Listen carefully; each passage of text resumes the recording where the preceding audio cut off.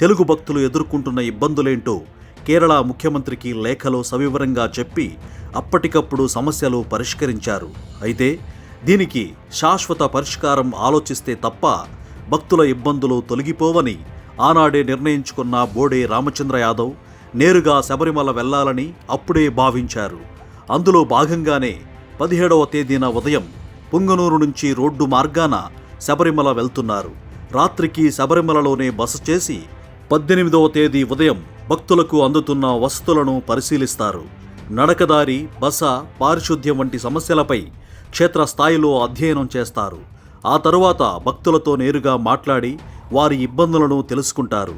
మౌలిక వసతుల కల్పన, భక్తులు ఎదుర్కొంటున్న సమస్యలపై సమగ్ర నివేదిక తయారు చేసి సమస్యల శాశ్వత పరిష్కారానికి కేరళ ప్రభుత్వానికి సూచనలు, సలహాలు అందిస్తారు.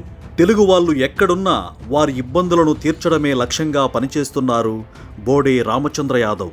వారి కోసం ఎంత దూరమైనా వెళ్తారు. అందుకు నిదర్శనమే అయ్యప్ప భక్తుల ఇబ్బందులు తీర్చడం కోసం చేస్తున్న శబరిమల యాత్ర.